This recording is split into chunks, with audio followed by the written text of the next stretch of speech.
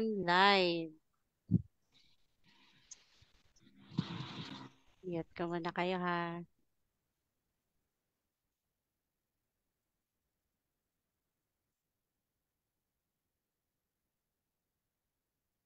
So, naririnig po ba yung electric fan ko? Ayan. Magandang gabi po sa ating lahat. Naririnig po ba? Hindi naman. Okay, ayan.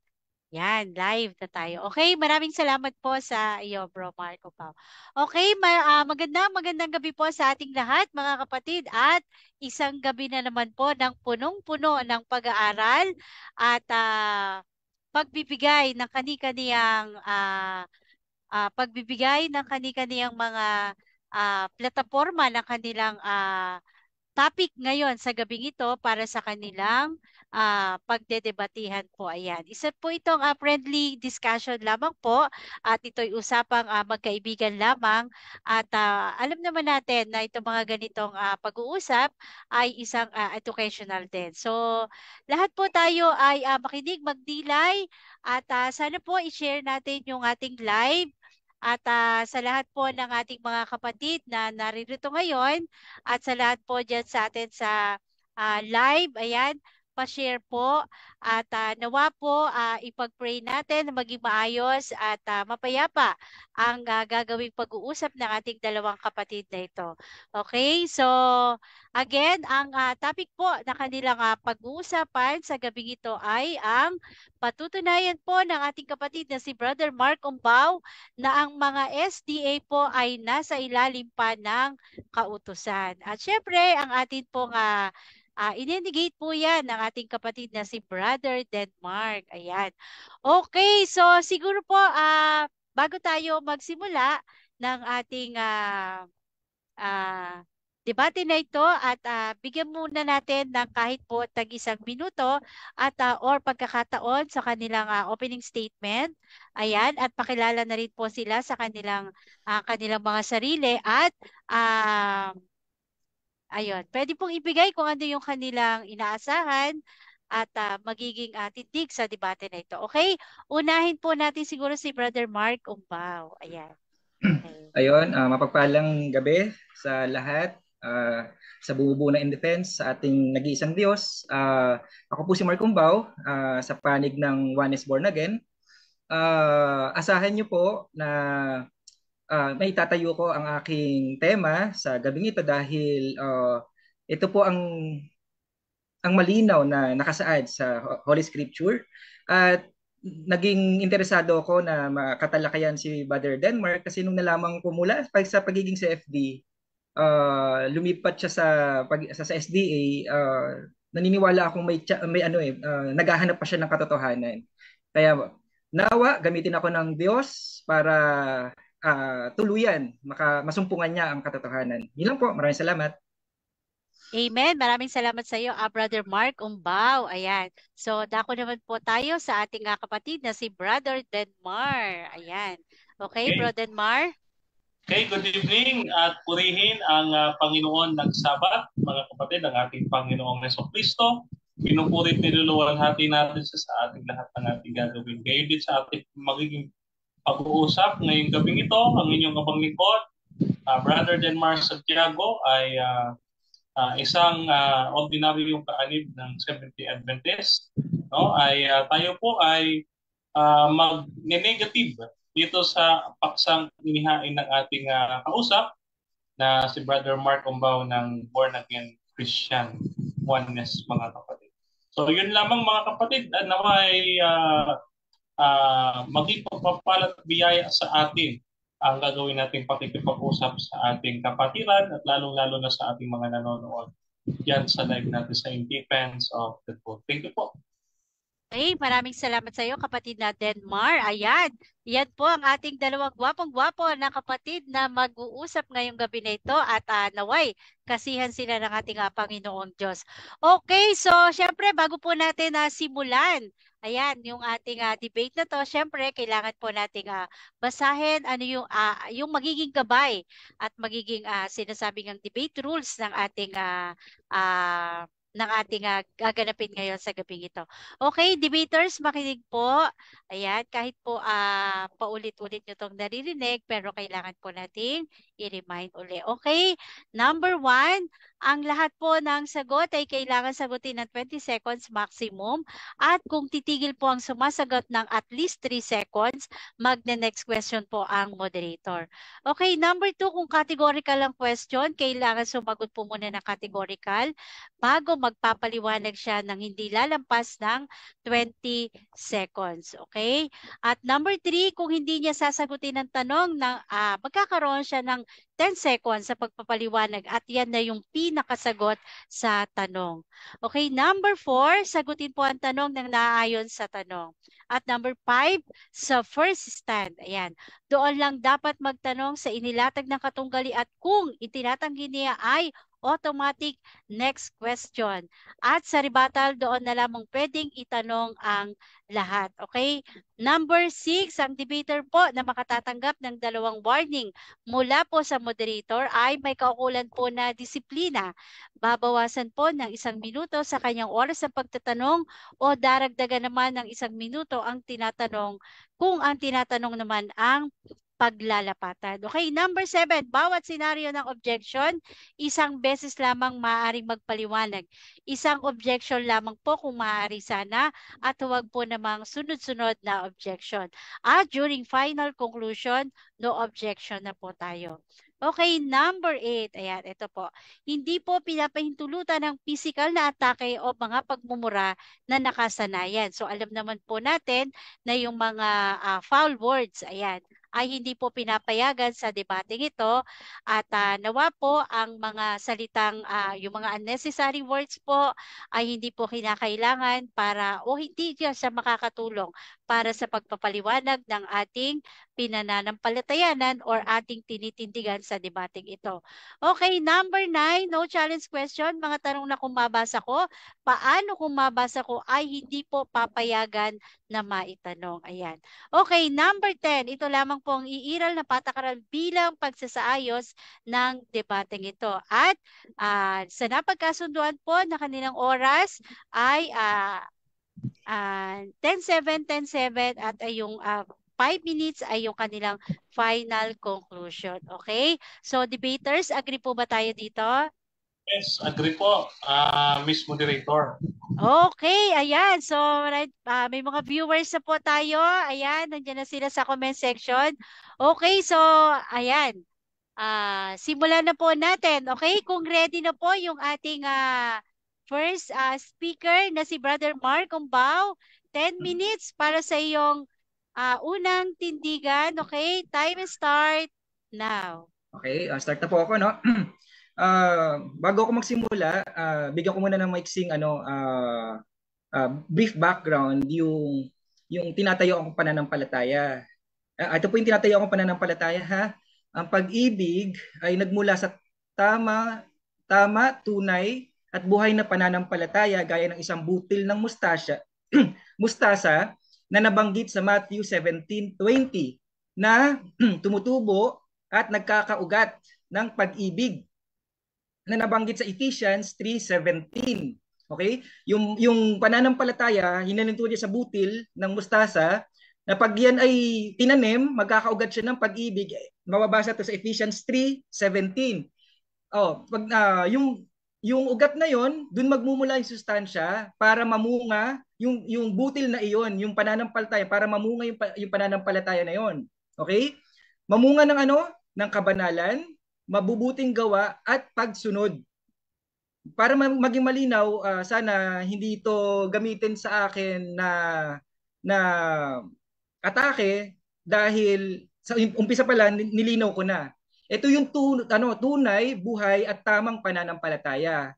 Sa pananampalataya pa lang nagsisimula ang kaligtasan. Pag nagkaroon ka ng tama, buhay at totoong pananampalataya, nagsisimula na ang kaligtasan. Okay, linawin ko po, wala sa paniniwala namin na wag ganapin, hindi gaganapin ang kautusan. Wala yan sa paniniwala namin. Okay? Bakit ko nasabi na ngayon, punta na po ako sa dahilan ko kung bakit Bakit ko nasabi na ang SDA ay nasa ilalim ng kautusan? Dahil, ito yung dahilan ko dahil nagsisikap sila, nagsusumikap silang maganap ang buong kautusan para maligtas. Kung i-deny ito ni Brother Denmar, baka hindi siya totoong SDA, baka nagsisimula pa lang siya sa pagiging SDA, pero ang malinaw na tinatayuan ng mga SDA ay kailangan nilang maganap ang buong kautusan para maligtas. Salungat ito nakasaad sa Holy Scripture. Okay, ang mga talata, 2 Timothy 1:9 to 10, Ephesians 2:8 to 10, Titus 3:5 to 8. Ito mga talatang ito, makikita mo, salungat yung kailangan mong sundin ang kautusan, ang buong kautusan para maligtas. Dahil ang nasusulat, ang ayon sa nasusulat, ligtas ka na kaya mo sinusunod ang kautusan. Kaya ka nagpapakabanal, kaya ka gumagawa ng mabuti dahil ligtas ka hindi para maligtas. Okay? Ayon sa kanila, maari ka lamang maging ganap sa harapan ng Diyos, sa pamamagitan ng pagsunod sa kautusan. Ito ay malaking maling paniniwala. Napakalaking maling paniniwala to. Okay, ito yung mga dahilan kung bakit malaking mali na paniniwala ito. Okay? Unang talata, Romans 7:4. Sabi sa Romans 7:4, gayon din naman, mga kapatid, namatay na kayo sa kautusan. Tamo, namatay na kayo sa kautusan sa mamamagitan ng katawan ni Kristo. At ngayon kayo'y kabilang sa mga nakipag-isa sa Kanya na muling binuhay upang magbunga. Ito yung magbunga, di ba? Tayo ng mabubuting gawa para sa Diyos. Okay? Namatay na tayo sa kautusan sa mamamagitan ng tinubos tayo ni Yahushua sa Cross of Calvary, di ba? Upang mamunga. Kita mo parallel dun sa unang para mamunga tayo ng mabubuting gawa para sa Diyos, hindi para maligtas para ligtas ka na, gagawa ka ng kabutihan dahil bunga ito ng kaligtasan. Bunga ito ng tunay, buhay at tamang pananampalataya. Okay? Alam ninyong ang isang tao nasasakop lamang ng batas habang siya'y nabubuhay. Gusto kong bigyan din to. Nasasakop lamang tayo ng batas, ng kautusan, habang siya'y nabubuhay. Kaya kailangan natin maborn again. Kaya sa mga kapatid natin sa SDA, kailangan yung maborn again para maalis kayo sa ilalim ng kautusan at mailipat kayo sa ilalim ng biyaya. Bakit? Nasasakop lamang kayo ng kautusan ng batas habang siya'y nabubuhay. Kaya kailangan nating maging kabahagi sa kamatayan ni Joshua para muli tayong buhayin at mailipat sa ilalim ng biyaya. Ang mga talata nito, Romans 6:3-4, Colossians 2:11-12, Philippians 3:10, John 3:3-8. Okay? Next na dahilan ko, ito yung next na talata, Galatians 3:10. Sapagkat ang lahat na nasa gawang ayon sa kautusan ay nasa ilalim ng sumpa. Yung pagsunod sa kautusan, okay, ay nasa ilalim ng kautusan kung yan ay pamantayan mo sa kaligtasan. Sabi ko, sapagkat nasusulat. Sabi sa Galatians 3:10, sinusumpa ang bawat hindi nananatili sa lahat ng mga bagay, 100% na nasusulat sa aklat ng kautusan upang gawin nila. Kapag nasa ilalim ka ng kautusan, ang pamantayan dyan, 100%, hindi pwede 99, hindi pwede 98, hindi 88, 76, hindi pwede gano'n, kailangan 100% para maabot mo yung pamantayan. Pag hindi mo naabot yung pamantayan, nasa ilalim ka ng sumpa at walang kaligtasan, hindi na siguro natin yan maidideny at siguro malinaw na maunawaan natin na walang kaligtasan ang nasa ilalim ng sumpa. Pangatlong katwirang dahilan ko sa Romans 4:15, matatagpuan natin sa Romans 4:15. Ano sabi sa Romans 4:15? Sapagkat ang kautusan ay gumagawa ng galit, dadapot kung saan walang kautusan ay wala ring pagsalangsang. Pag wala pala yung kautusan, walang pagsalangsang. Ang maganda kasi pag nasa ilalim ka ng biyaya, hindi ka pananagutin ng kautusan. Kasi charge to the cross yan. Charge to the cross. Binayaran na lahat yan. Past, present, and future na kasalanan natin. Bayad yan ni Yahushua sa cross of Calvary. Hindi katulad sa paniniwala ng mga SDA, ang binayaran lang yung nakaraang kasalanan. Wala silang pinagkaiba sa mga Hudyo na kailangan mag-ali-uli ng dugo, ipako-uli si Yahushua para ibayaran yung mga susunod pa uling kasalanan. Di ba? Hindi. Minsan lang, isang beses lang, sapat na eternal redemption na yan. Okay? Ganun din na sinasabi sa Romans 7:8. Di mo? Sapagkat kung walang kautusan, ang kasalanan ay patay. Bakit tayo nagpapailalim sa kautusan? Bakit ginagawa natin pamantayan ng kautusan para maligtas? Ang kautusan pala ang nag ang ang ang nagka ang nagbibigay ng pangil para sa kasalanan. Okay, Romans 3:20 sabi sapagkat sa pamamagitan ng kautusan ay ang pagkakilala ng kasalanan. Okay, lipat na ako sa pang-apat, baka mabusan ng oras.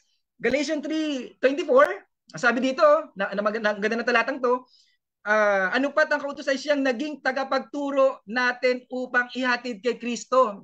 Kailangan maintindihan natin inihatid tayo kay Kristo upang tayo ariing ganap sa pamamagitan ng pananampalataya at hindi sa gawa to hindi sa gawa kundi sa pananampalataya. Paano ba tayo ihatid sa kautusan ng kautusan kay Yoshua? Ito'y sa pamamagitan na pinaunawan ng kautusan na walang makakaabot sa pamantayan ng Diyos. Maliban na ang Diyos ang gumawa ng paraan para abutin ang ating kababaan. At ito ay sa pamamagitan ng inako niya ang kaparusahan sa ating mga kasalanan. Dapat yun na maintindihan ng mga SDA na hindi base sa ating pagsunod, hindi base sa ating performance, kaya tayo naligtas. Maling-mali yon. Okay? Yung kautusan, pinaunawa sa atin na hindi natin masusunod yan ng 100%, kaya maghahanap tayo ng tagapagligtas. Kaya nung tayo sumasampalataya kay Yahushua, tanggapin natin na lahat ng kasalanan natin, hindi tayo ang nagbayad, hindi tayo ang gumawa ng paraan para mapatawad, kundi yung dugo ang luminis sa ating mga kasalanan. Sa panglimang dahilan, okay? Ito magandang bigyan din ito yung yumurak sa anak ng Diyos at umari hindi banal sa dugo ng tipan ng nagpapabanal sa kanila, timo at umalipusta sa espiritu ng biyaya. Ito yung sinasadya ang pagkakasala pagkatapos nating matanggap ang pagkakilala sa katotohanan. Alam mo na hindi yung performance mo ang umaaring banal sa'yo, pero doon pa rin balik ng balik. Balik pa rin ng balik ang mga SDA na sa pamamagitan ng kautusan. Okay, time is up. Okay, so yan. So, dyan po nagtatapos yung ating first stand po ng ating affirmative. At yan, shoutout po tayo dyan sa atin sa comment section. Ayan, ayan, si Brother Ruben, si Brother Arel, si Cynthia, si Bro Odi, ayan. Okay. Okay, so kung ready na yung ating second speaker sa kanyang cross-exam, okay, 7 minutes, okay? Bro Denmar, i-set ko lang yung aking 20 seconds, okay? Time start now. Tanong. Okay, ang first question ko, kapatid na Mark, no? Gaya ng paglilinaw mo nung una, sinasabi mo na kayong mga born again oneness ay hindi nagtuturo na hindi labagin ang kautusan. Tama po ba? Yes or no? Yes po, malinaw. Yes po, malinaw po sa opening speech ko, sa unang presentation ko, na hindi namin tinuturuan ang mga tao, aming tinuturuan, pinapangaralan na labagin ang kautusan. Bagamat ito ay bunga ng pagmamahal natin sa Diyos at sa ating kapwa.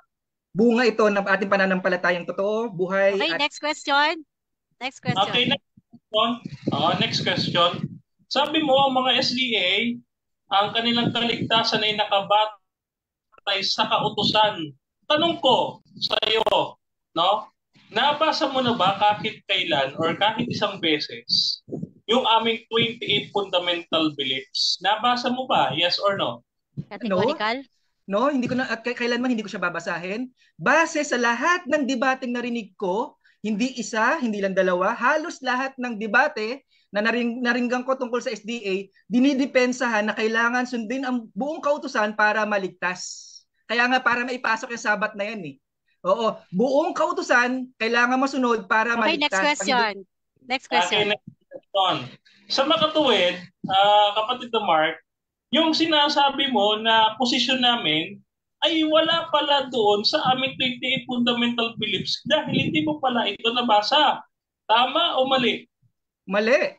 Mali. Kasi sobrang coincidence na lahat yata, ikaw, si Brother Ruben, si Fernando, lahat po na narinig ko, ang depensa nila, ang lagi nilang pinagtatanggol, dapat masunod ng buo ang kautusan, ang Ten Commandments para maligtas. Kung i-deny mo yan, kailangan mag-aral ka pa ng Next magiging question. SDA. Next question. Next question.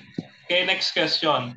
Okay, ang sabi mo dito, no, ang sumusunod sa kautusan ay nasa ilalim ng sumpa. Tama o hindi mali? Tama o mali? Categorical? Tama yan. Yung sumusunod para maligtas kailangan maunawaan natin may dalawa kasing pagsunod sa kautusan. Okay? Yung unang pagsunod, yung ginagawa ng SDA para maligtas. Sumusunod kami dahil bunga ito ng aming buhay, tama, at totoong pananampalataya. Bunga lamang to. Nanampalataya, kaligtas ka na agad. Ligtas ka na, doon na nagsimula ang kaligtasan sa pananampalataya. Next question. So yung huwag kang papatay, huwag kang magnanakaw, huwag kang mangangalunya, at huwag kang sasamba sa ibang Diyos liban sa akin, sabi ng Panginoon. Ito pala ay sumpa? Yes or no? Yes na yes. Yes na yes pag hindi mo nasunod. Pag nasa ilalim ka ng kautusan kasi nga ang SDA, ang pamantayan nila, kailangan nilang masunod. Kami hindi namin kailangan masunod yan. Ligtas na kami nung sumampalataya kami. Ngayon, susundin namin yung kautusan bilang bunga. Kayo hindi. Hindi ba kayo maliligtas? Maliligtas kayo pa lang pag nasunod nyo. Okay, sunod na tanong. Sunod na tanong. Next question. Kung ang mga SDA ay nasa ilalim ng kautusan, ikaw naman, ikaw ba ay nasa ibabaw ng kautusan? Yes or no? Yes. Yes na yes. What? Sabi sa Galatians 5:4, kayong hiwalay kay Kristo, kayo'y nangaibig, aariing ganap ng kautusan. Nangahulog kayo mula sa biyaya. Ano ibig sabihin? Bagsak uli kayo sa ilalim ng kautusan. Ayun nangahulog kayo mula sa biyaya. Next question. At mas mataas ang biyaya sa kautusan. Gusto ko i-clarify. Totoo ba? At talagang sinasang-ayunan mo na ikaw ay nasa ibabaw ng kautusan? Yes or no? Yes. Kasi hindi na kami pananagutin ng batas. Okay? Nasa ibabaw kami ng kautusan kasi hindi na kami pananagutin. Meron man kaming magawa 1, 2, 3 sa mga kautusan. Charge to the cross yan. Charge to the cross. Okay? Hindi na kami pananagutin. Kabaliktaran ng SDA. Kailangan 100% kaya nasa ilalim kayo ng sumpa. Next question. Next question. So, alam mo ba, Marco, ito this is a what you call this, a question na nagtatanong ng curiosity.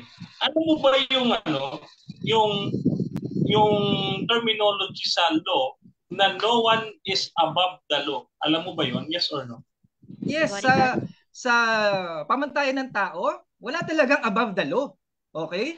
Kasi kung di mo naunawaan, kaibigan, gagawin tayong kaisa ng Diyos. Magiging kabahagi tayo ng katawan ni Yahushua. Kaya above tayo sa law. Hindi tayo pananagutin yan. Kaisa tayo Kung ano ang ama, ano yung anak. Okay, next question. Dahil ikaw ngayon ay nasa above the law, no? At ang ibig sabihin ng above the law ay wala nang sinusunod na kautusan o hindi siya under sa kautusan. Tanong, may sinusunod ka pa bang utos ng Diyos ngayon? Meron o wala? Meron. Mali yung pagkaunawang hindi susunod. Ibig sabihin na above the law, hindi ka pananagutin ng batas. 'Di ba kahit nga sa mundo nating pamatay ng mundong ito, pag above the law ka, nakagawa yung presidente, may immunity. Yung presidente 'di ba may immunity? Above siya ng law, hindi siya pananagutin hangga't nasa posisyon siya, hindi siya Okay, pananagutin next ng question. batas. Next question. Next question. Sabi mo, yung nasa authority above the law. Tanong, ikaw ba authority ka na tao ka? Hindi ka naman Diyos. Authority ka ba? Yes or no? Yes, dahil magiging katawan ako ni Yahushua, part ako ng katawan ni Yahushua, kaisa ako ni Yahushua. Kaya kung paano siyang namatay, ganun din ako namatay. Paano siya nabuhay, ganun din ako mabubuhay. Hindi na ako pananagutin ng batas kasi may gumawa para sa akin noon. May Diyos na gumawa para sa akin, para matupad yung kautusan. Hindi Okay. na ako pananagutin ng Okay. batas. Okay, almost time. Ayan, time is up. Ayan. So nakikita nyo ba yung oras ko dito sa akin sa screen? Yes. Okay. Ayan. So, medyo hyper na si Bro Mark. Okay, medyo umiinit na po yung ating yung ating usapan dito. Okay, shoutout po tayo diyan. Ayan, si brother bilis ng sige, mamaya na lang po, di ko Okay, so dako na po tayo sa ating second speaker para sa kanyang 10 minuto na kanyang unang tindig. Okay, Brother Denmark is sharing her screen. Okay, Bro Denmark. Okay. Pag nai-ano mo na yung PowerPoint mo, then start ko na yung 10 minutes mo. Okay. Okay po. Wait lang po. Wait lang. Sige po, sige po. Okay. So nakikita ba yung aking screen o hindi? Maliit siya, Bro Denmark, tapos nakatayo pa rin siya. Tayo para. Okay. Wait lang ha. Wait lang. May sumisingit na group chat. Ayan. Ewan ko bakit may sumisingit na group chat ha. Sige, sige. Wait lang. Ayan, si Brother Florence Sandigan Ilaga, shoutout po sa iyo. Ayan. Sanrio, si Brother Ruben, sila Ompong, Maranan, ayan, shoutout po sa inyo. Pa-share po nung ating live, mga kapatid, ha. Okay, ayan, Okay. yan, yan. Okay na ako? Okay, ayan. Okay, so Brother Denmark, 10 minutes para sa yung unang first stand. Time start now. Okay, good evening sa ating lahat mga kapatid. Ang inyong pong abang lingkod, Brother Denmar Santiago, isang ordinaryong kahanib ng Seventh-day Adventist at layman ng ating church, mga kapatid. At ngayon, tayo po ay tatayo negatibo sa paksa na patutunayan ng kapatid na Mark Umbao na tayo daw mga SDA ay nasa ilalim ng kautusan. No? Na narinig nyo naman kanina mga kapatid, hindi niya naman pala nabasa yung 28 fundamental beliefs lang natin. Ina-assume niya lang doon sa mga debating napakinggan niya o nami-misinterpret niya na tayong mga SDA ay bumabase sa kautusan pagdating sa kaligtasan. No? Ngayon po, bilang layman ng ating simbahan, nakapagtapos po tayo ng Bachelor of Arts in Theology, Major in Apologetics sa ating paaralan sa Philippine International Institute for Advanced Studies. No? This will be theologic, no? Yung ating pag-uusapan. This is more theology, no? So what does it mean to be under the law? No? Bakit tayo tumututol na we are SDA is not under the law? No? So, ang aking presentation ay pinamagatan kong Liberation from the Law, Understanding the Pauline Theology. Alright, let us start mga kapatid. So sa bagong tipan, mga kapatid, primarily, ang mga Pariseyo ay siyang taga-interpret at tagapag-apply ng Jewish law. Sila yung mga marurunong sa batas, no? Sabi diyan sa Matthew chapter 23 verses 2 to 3, no? The teachers of the law and the Pharisees, no? So itong mga Pharisees, they practice, no? They do not practice what they preach. Okay? So ngayon, bakit ko binabanggit ito? Si Pablo, no, ayon sa Gawa Kapitulo 22, versikulo 3, No, si Pablo, siya ay isang Hudyo at isa din siyang Pariseo na nag-aral sa paaralan ni Gamaliel na pinakamahusay pagdating sa batas. Ibig sabihin si Pablo isa siyang abogado, no? Isa siyang abogado na may kaalaman sa batas. So this is more on law, no? Yung ating pinag-uusapan terminology sa law, no? Para sa mga nag-aaral ng law diyan, pakinggan po ninyo ito, no? Alam ko pong kayo po eksperto pagdating sa mga terminolohiya ng kabatasan, no? So, ngayon, itong si Apostle Paul lagi niya binabanggit sa kanyang mga kasulatan na under the law, no? Ang under the law, ang ibig sabihin ng under the law, no? It means, no? Pupunta na natin, no? Okay, number one, understanding being under the law. No, under the law, itong pangungusap na ito, ibig sabihin na dinidescribe, nilalarawan niya ang tao ay nasa ilalim ng kondisyon kung saan bago niya ma-encounter ang biyaya ng Panginoon sa pamamagitan ng ating Panginoon. Ibig sabihin nito, no, ang isang tao ay nasa ilalim, mga kapatid, ng tinatawag nating law of sin. Oh, yan ha. Baka kasi hindi alam ito ng ating kapatid na Mark, no, yung tinatawag nating kategorya na law of sin. Ano ba yung sinasabi nating law of sin? Basahin po natin.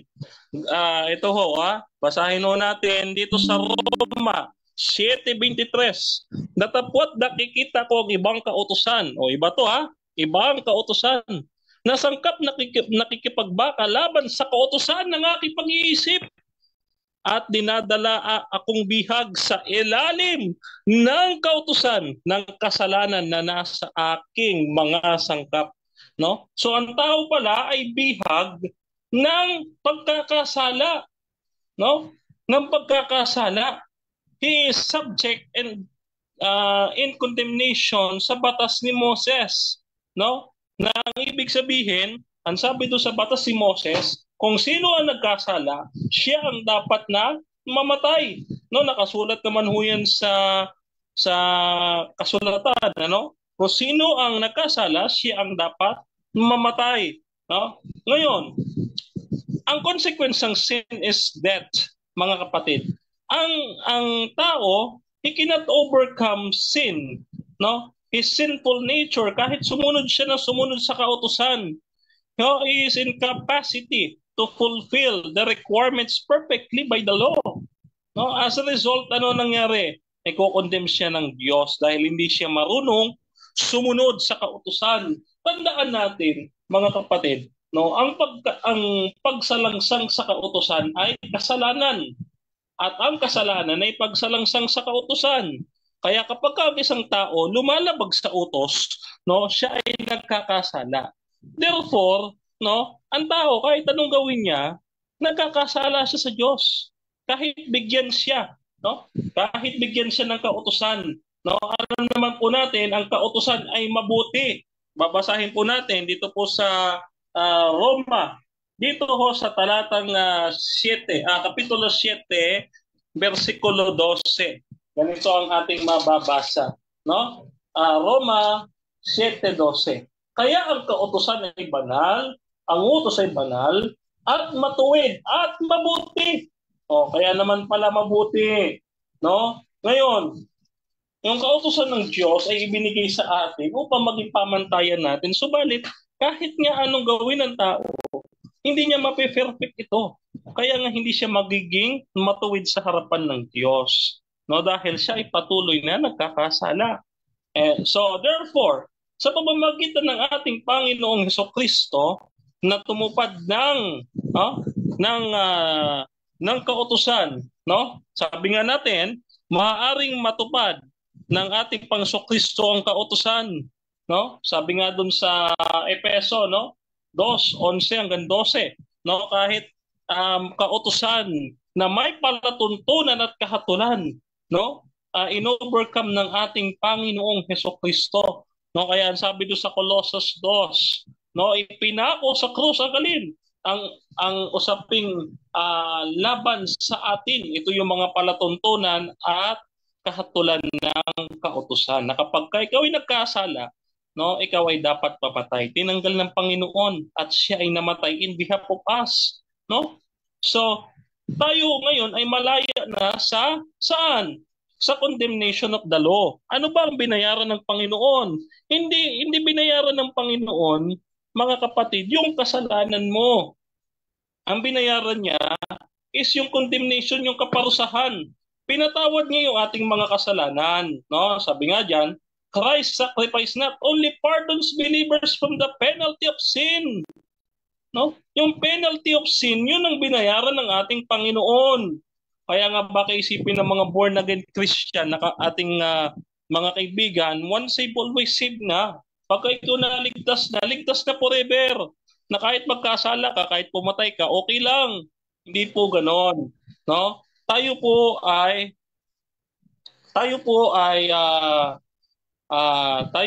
tinubos ng ating Panginoong mula sa penalty, no? Tinanggal tayo, no? Tayo ay under trial. Tawag diyan, nakapag-bail ng panandalian sa korte, no? Pero hindi ibig sabihin naklaro na yung ating kaso, no, sapagkat yung accuser si Satanas nandiyan pa, no? Araw at gabi siya'y nag-accuse sa atin sa harapan ng Panginoon, no? Kaya hindi pa po tapos ang court trial natin. Nakapag-bail lang tayo ng pansamantala, pero hindi pa po tayo tunay na malaya, no?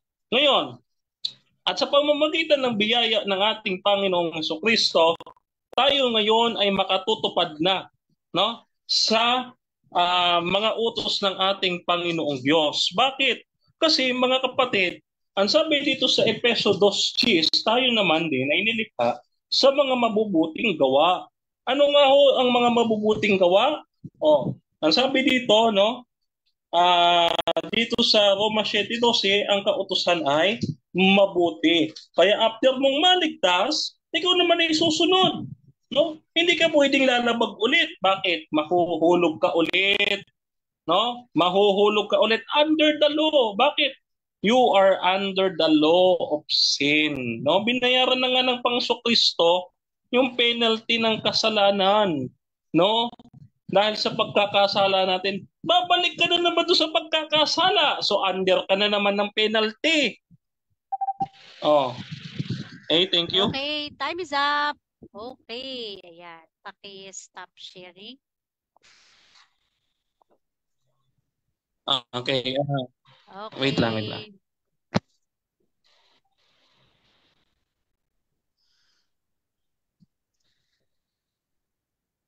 Okay na, Sis Nats? Okay, so stop sharing. Okay, ayan. So, thank you. Maraming salamat sa iyo, Brother Denmar, para sa iyong isang makabuluhang presentation. Okay, so dako na po tayo sa atin sa pagtatanong ng ating kapatid na si Brother Mark Cumbao. So, 7 minutes para sa iyong cross-exam. Okay, wait lang po yung ating time ng ating 20 seconds. Okay, time start now. Bro Mark, tanong. Okay, unang tanong ko, linawin ko, Brother Denmore, yung wala sa ilalim ng kautusan, yung nabayaran ang kanyang kasalanan, yung penalty ng kanyang kasalanan, tama, 'di ba po? Yun yung paniniwala niyo, wala na sa ilalim ng kautusan? Yes, pag wala sa kautusan, binayaran ng Panginoong Kristo ang penalty. Ano yung penalty ng kasalanan? Yung kamatayan. Kaya nga sabi, wala nang hatol yung mga nakikristo sapagkat binayaran na ng ating Panginoong Kristo. Ngayon, kung babalik ka na naman sa pagkakasala, under ka na naman ng kautusan ng kasalanan. Kasi next question. Maganda yung maganda yung sagot mo, no? Sundan ko 'yan. Okay? Ibig mong sabihin, kaibigan, kapag nagkasala ka uli, hindi na yung bayad. Ang bayad lang nung oras na tumanggap ka kay Yahushua, yun lang yung nilinis ng kanyang dugo, at yung mga kasalanan mong magagawa pa lang, hindi yun nilinis. Hindi yun bayad kasi nasa ilalim ka uli ng kautusan. Tama po ba ako? Yes, oo. Hindi binayaran ng Panginoong Kristo yung future sins mo.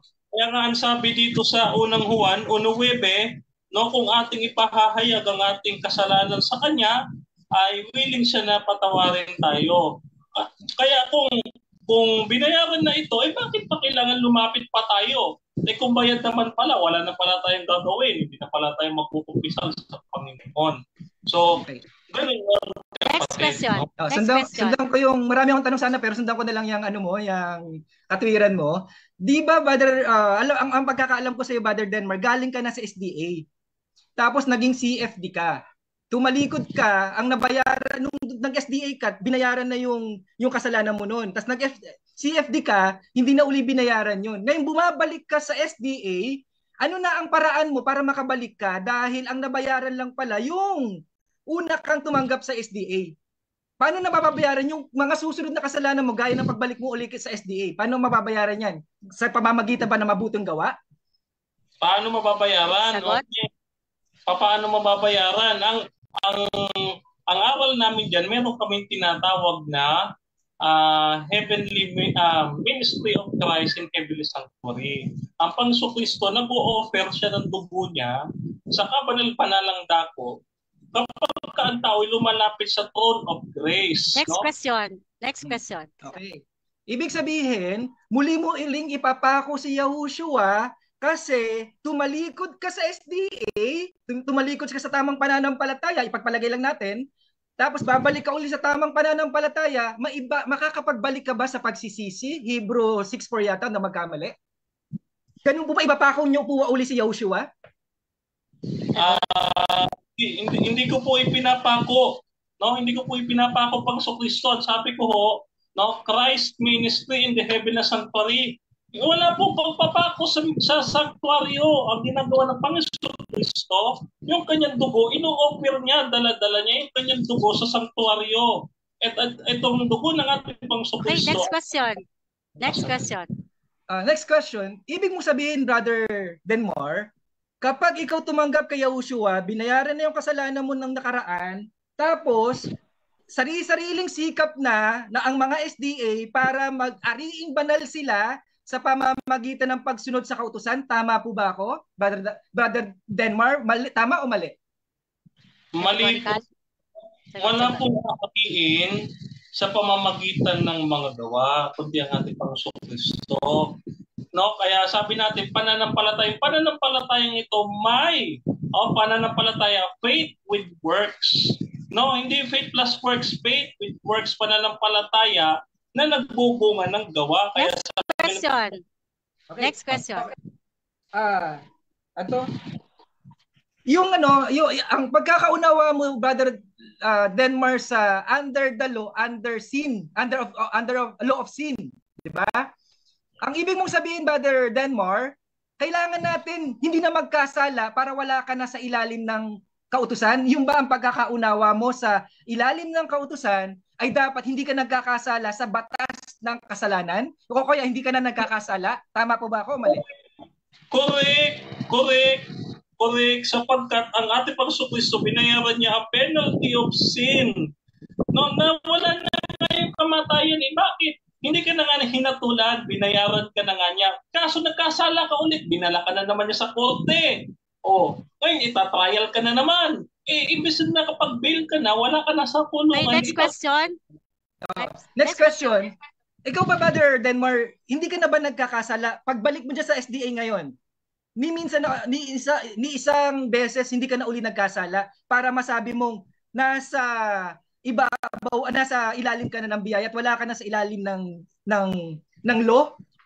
Hindi ka na ba nagkakasala para masabi mo nasa ilalim ka ng biyaya at wala ka na sa ilalim ng law? Yes. Hindi ako nagkakasala ng sinasadya.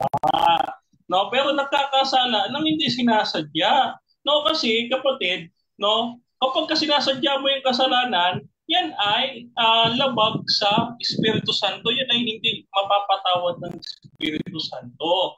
Samantalang tayo, mga Kristiyano, hindi...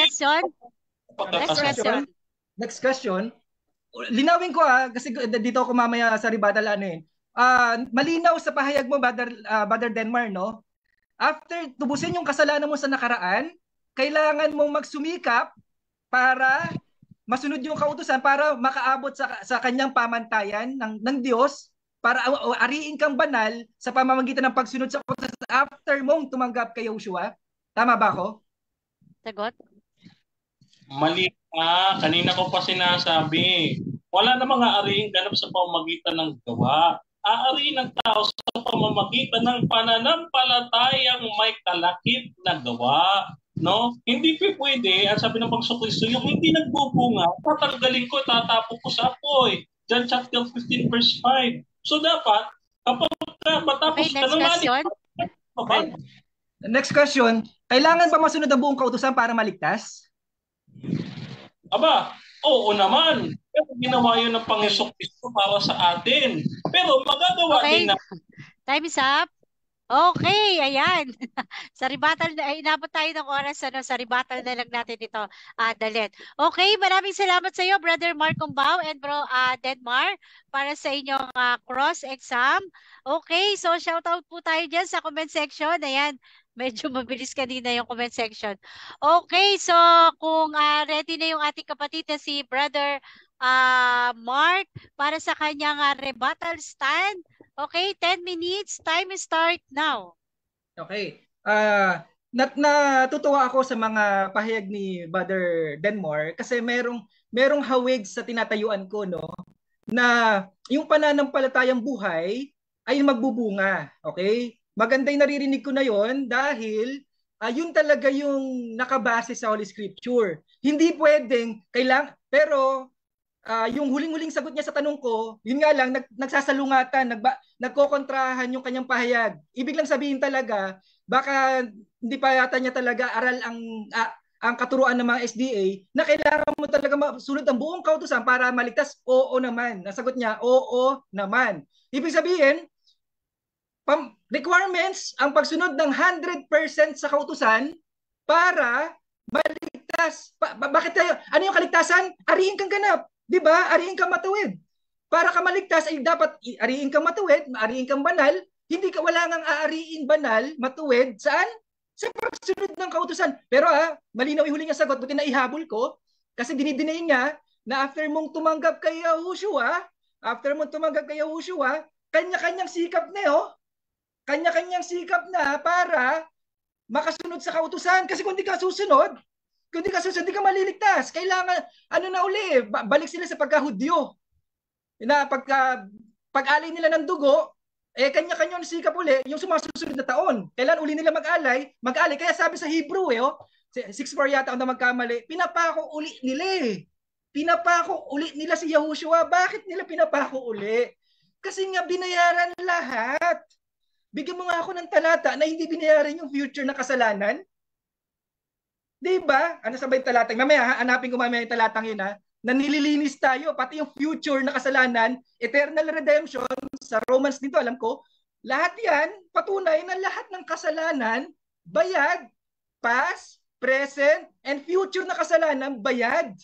Hanapan mo akong talata na yung future na kasalanan, magagawa pala ng kasalanan, hindi bayad. Pero malinaw yung salungatan sa pahayag ni Brother Denmar na magbubunga, pero kailangan mong ganapin. 'Di ba? Hindi pa sila ligtas dahil meron pang requirements 100%. Babalik ka nga sa iyong sinuka. Ano yung sinuka mo? Yung kautusan na hindi mo nga masunod-sunod. Yung pala, babalik din pala tayo sa sinuka natin na kailangan 100% nating masunod. Doon na nga tayo tinubos Yun na nga yung purpose ng kamatayan ni Joshua Diba? Yun na nga yung purpose na namatay siya para sa kasalanan. Penalty, kabayaran ng ating kasalanan, siya na ang nagbayad, siya nagsuffer para hindi na tayo magsasuffer. Yung pala, magsasuffer ka pa rin. Diba? Magsasuffer ka pa rin kasi balik ka dun sa Old Testament, balik ka sa pagkailalim sa kautusan dahil kailangan mo uli silang sundin ng 100%. Pero maganda, at least may bahagi ng tinatayo ako pananampalataya na katulad na ni Brother Denmar kung saan yung pananampalataya, sa sumampalataya ka, ligtas ka na. Ligtas ka na at hindi yan mawawala Ngayon yung kaligtasan na yan, magbubunga yan ng pag-ibig, kabanalan at mabuting gawa. Kasi tunay yung pananampalataya mo, tunay, tama at buhay yung pananampalataya na yan. Kaya hindi lahat ng pananampalataya ay nakakaligtas. Okay? Kailangan buhay, tunay at tama ang iyong pananampalataya. Ngayon, kahit saan nating anggulo tignan, ang sabi niya, ang pagkakailalim lang sa batas ay yung hindi ka na nagkakasala. Yung nasa ilalim na ng kautosan, yung nagkakasala ka pa din. Nagkakasala pa rin si Brother Denmar. Kailanman hindi siya makakaalis sa ilalim ng kautosan. Diba? Iyon na nga, kaya ka nga nilipat Anong gagawin natin? Manampalataya. Saan? Sa tinapos na ginawa ni Yahushua. Tapos na yan. Tapos na yan at sapat na yan. Minsan lang niyang gagawin yan. Bayad lahat, walang kulang. Wala yung gagawa ka dahil kulang yung ginawa ni Yahushua. Hindi ganun yun. Magbubunga na lang yan dahil mahihiya naman tayo sa Diyos na buhay. Di ba? Inabot na nga yung kababaan natin. Bilang ganti, abot ng ating makakaya, magsusumigap tayong magpakabanal. Hindi para maligtas hindi para maligtas. Nagsusumikap tayong magpakabanal, makasunod sa kautusan dahil nagpapasalamat tayo sa kaligtasan. Bilang pagmamahal, pagsukli sa pagmamahal na binigay ng Diyos sa atin. Pero kayo, paano kayo maliligtas? Kailangan nyo bumalik uli kayo sa ilalim ng kautusan Kailangan nyo uli 100% masunod Oo naman. May huli niya sagot buti na ihabol ko talaga Oo naman. 100% kailangan masunod ang kautusan. Oo naman. I-deny ni Brother Denmar na nasa ilalim siya ng kautusan. Iyon nga ang hinihingi ng kautusan Di ba? Ang masunod ang kautusan ng buo. Ayun sabi sa talata to. Yan sa okay, saan ba yung basta mamaya bibigay ko na lang kasi maubos yung oras ko. Malinaw na balik uli sa ilalim ng kautusan kasi 100% kailangan uli nga masunod. Binaliwala nila yung binaliwala nila yung kamatay ni Yahushua. Kaya tama-tama sila sa talatang ito, yumura sa anak ng Diyos at umaring hindi banal sa dugo ng tipan. Bakit hindi inaring banal? Kasi nga kailangan mo pa sundin ulit 100% yung batas Kaya sabi sa Hebrew 10:29, yumura sa anak ng Diyos at umaring hindi banal sa dugo ng tipan na nagpapabanal sa kanila. At umalipusta sa espiritu ng biyaya. Biyaya yung inalipusta mo, Brother Denmar, na kung saan kailangan mo uling 100% masunod yung kautosan para maligtas. Sa'yo na nga nanggagaling, tapos i-deny mo na sa ilalim ka ng kautosan.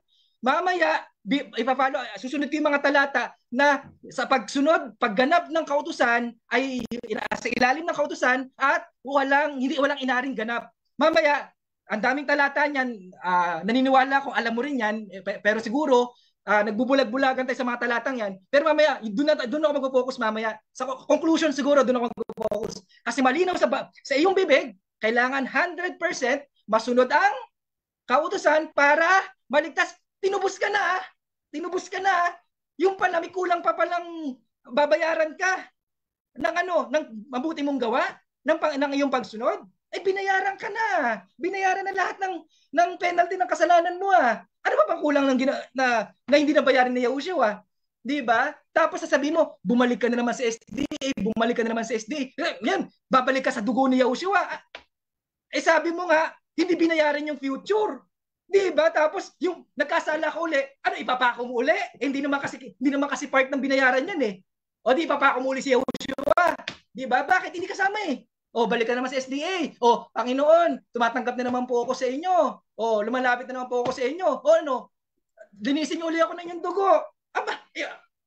Ibig mong sabihin, Brother Denmar, kulang yung binayaran ko sa inyo una? Kulang? Yun ang ibig kong sabihin na malinaw sa iyong payag, idinidinay mo pa na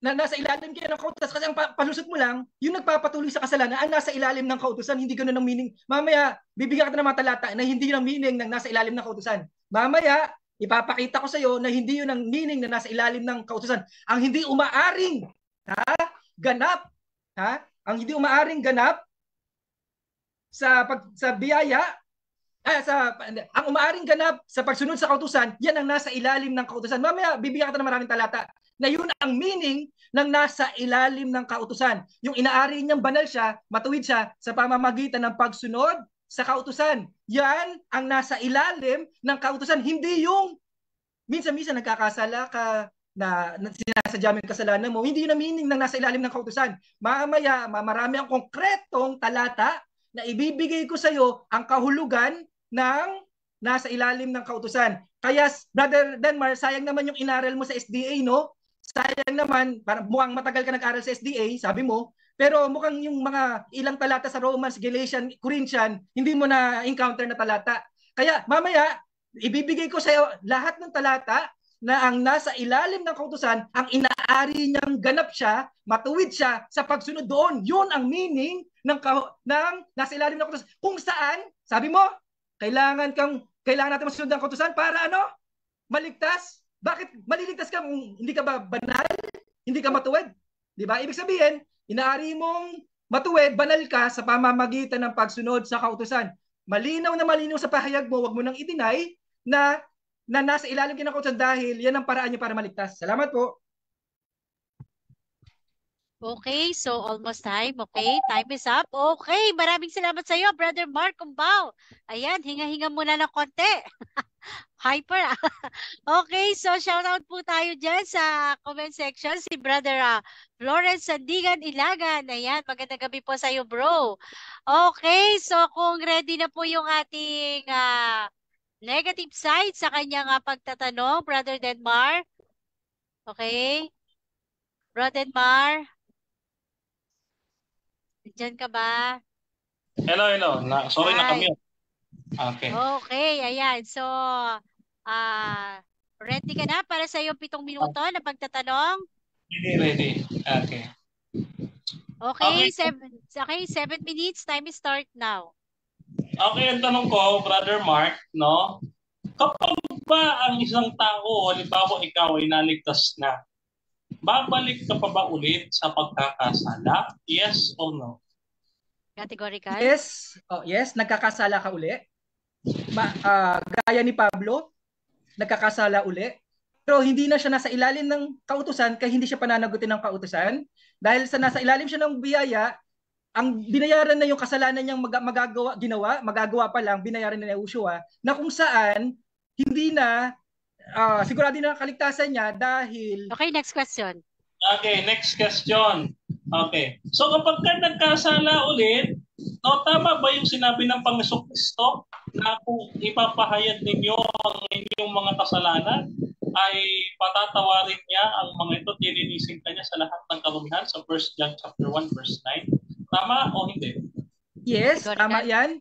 Tama yan. Pero malinaw din sa Hebrew na yung yumurak, kahit humingi ka ng tawad, pero niyuyurakan mo yung dugo ni Yahushua, hindi mo inaaring inaari kang banal sa pamamagitan ng dugo niya, ay baliwala yung paghingi mo ng repentance kasi pag nasa ilalim ka ng kautusan, walang kapatawaran yan. Walang kapatawaran next question. Okay, next question. So next question, ito. No? Alam mo ba yung theologic term na application of the atonement? Alam mo o hindi? Sagot?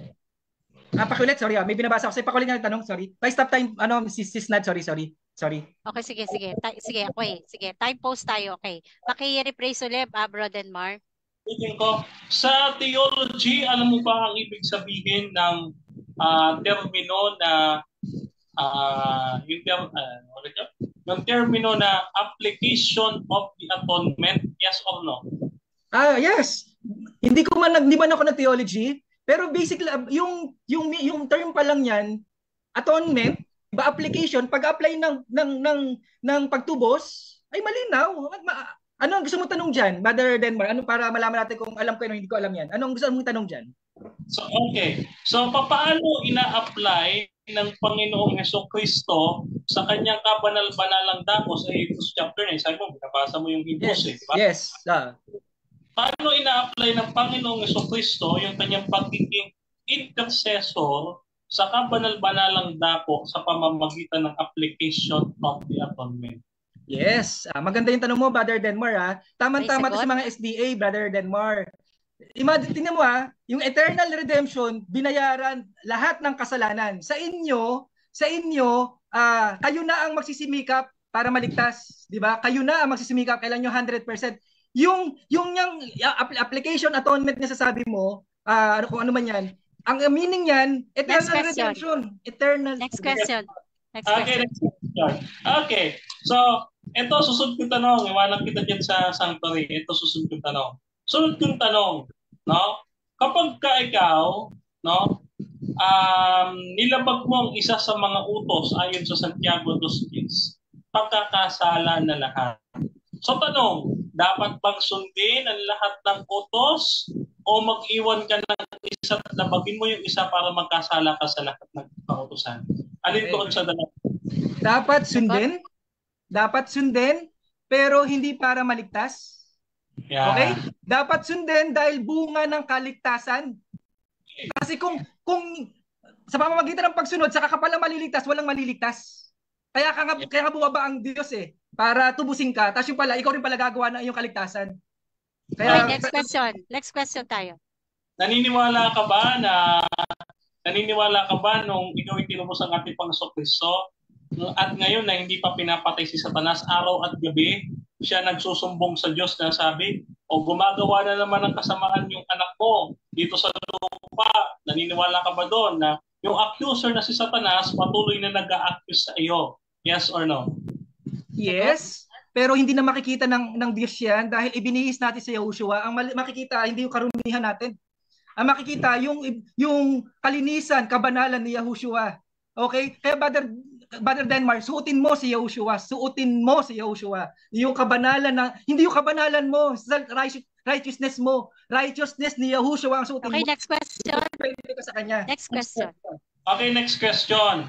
Now, ngayon, sabi mo na totoo namang nag-a-accuse si Satanas. So, ibig sabihin, ikaw ay partially pardon at kapag ikaw ay nagkasala ulit, no, ikaw ay magkakaroon na naman ng trial, no, ng paglilitis sa Diyos dahil ikaw ay nagkasala na naman sa kanyang kautusan. Tama o hindi? Mali, brother. Kaya pala kayo naligaw. Sa Romans 8:33, sino daw ang magsasakdal sa atin? Sino daw? Ang Diyos ang nagpawalang sala sa iyo Sino pa magsasakdal sa atin? Kaya pala kayo naligaw, Brother Denmar, no? Romans 8:33, basahin mo. Ang nag-aaring banal sa iyo, ang Diyos. Sino ang sasakdal pa sa iyo? Sino pa ang mag-judge sa iyo? Wala na. Okay, kasi pinawalang sala ka niya Next question. Ulitin ko yung tanong Nung si Satanas ay nag-a-accuse sa iyo, binayaran ka na. No, binayaran ka na So, ikaw ay nakapag-bail sa kaso mo, nakakulong ka na, nasa bilibid ka na, binayaran ka na, pansamantala kang nakalaya. Ngayon, kinasuhan ka na naman sa korte, dinala na naman sa Court of Appeals, o kaya sa higher courts, no? So, nakalitis ka na naman, may sala ka na naman. So, tama ba na ikaw ay under na naman sa kautusan, sa condemnation ng kautusan, kasi ikaw ay nagkasala ka. Tama o mali? Mali. Tama-tama itong talata, Denmar. Sino ang magsasakdal sa'yo? Demonyo? Sabi dito sa 33 Romans, sino ang magsasakdal ng anuman laban sa hinirang ng Diyos? Ang Diyos ay ang umaring ganap sa'yo. Time pause tayo. Okay, time pause tayo. Yes? Hindi ko narinig masyado. Objection? Moderator, hindi ko tinatanong kung sino ang nagsakdal sa demonyo. Ang tanong ko, maliwanag, kapag ikaw ay binayaran, nagkasala ka ulit. So, ito, moderator, premise lang Alam mo, ikaw yung nabayaran na yung kaso mo, nakalaya ka na pansamantala, inakusahan ka ulit, kinasuhan ka na naman. So, under ka na naman doon sa parusa na makukulong ka na naman. Ang tanong ko sa kanya, tama ba yun o hindi? Okay, may counter objection ka ba? Yes, counter muna ako. Yes, okay. Anong counter objection? Kung hindi niya tanggap yung binigay kong talata at yung sagot ko, pasensya na, pero sana pakinggan niya muna yung talata kasi tinatanong niya sino yung sinasakdal uli Tama-tama yung talata sa kanya, pakinggan lang niya na, bigyan niya lang ng chance yung Holy Spirit maunawaan yung talatang binibigay ko. Sagutin ko na po yung tanong niya, brother, sis Nad. Okay, sige. Bro Edmar, sasagutin na daw niya yung tanong mo. Okay, sige. Time resume. Sagot. Okay, ang linaw, oh. Sino ang magsasakdal ng anuman laban sa hinirang ng Diyos? Yung demonyo, report na nagkasala. Kaya wala na nga bisa yun. Wala na nga daw yun pakinabang or bisa. Ang Diyos ay ang umaring ganap. Inari ka ng ganap, ayaw mo pa rin. Kaya niyuyurakan mo ang Diyos, ang anak ng Diyos. Okay, next question. Next question. May sinasabi ba dyan na sino ang nagsasakdal? Wala nang nagsasakdal. May sinabi pang wala nagsasakdal dyan. Meron o wala? Wala kasi general, no? Sino? Ibig sabihin, maaring demonyo to, magulang mo, churchmate mo, kapatiran mo, kaibigan mo. Walang pwede magsakdal sa'yo. Masabing makasalanan ka pa rin kasi ang Diyos mismo ang okay, so time is up. Okay, ayan. Maraming salamat. Medyo tensionado na. Okay, so pero okay pa po ha, mapayapa pa tayo. At ayan, salamat po sa lahat ng nag-share. Napakarami pong share ng live na to. At ganun din sa atin sa comment section. Ayan, so comment lang po kayo dyan. Magandang gabi sa inyo lahat. At dako na po tayo para sa ating rebuttal stand ng ating kapatid na si Brother Denmar. Okay, kung ready ka na, Bro Denmar, 10 minutes para sa iyong rebuttal stand. Time start now. Ito po ang great controversy, mga kapatid. No, alamin po natin na ang Satanas, kaya hindi pa po nililipol ng ating Panginoon, hindi pa po pinupuksa ang mag-aakusa. No? Ito po, simpleng halimbawa lang po ito. No, na ang isang tao ay nakalaya sa kanyang pagkakakulong.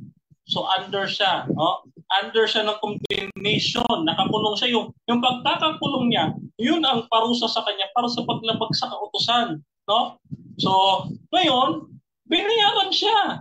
Ay kaso may nag-aakusa pa rin, buhay pa rin si Satanas. No? So, dadalhin na naman siya sa paglilitis. Ang tawag doon, investigative judgment. No? Ngayon, itong ating Panginoong Kristo, siya yung abogado. No? Ngayon, siyempre, kukuha ka ng magaling na abogado, no? Kaso, ayaw mo nga sumunod sa abogado, kahit gaano kagaling ng abogado mo. Kung ikaw ayaw mo namang sumunod, talo ang kaso. Ngayon, ito sabihin na natin, sumunod ka doon sa attorney, no? Yung ating Panginoong Kristo, yung advocate. Ngayon, siya na rin yung judge. Binigyan siya ng kapangyarihan ng kanyang ama na siya ay pumatol. No, naging judge siya. No?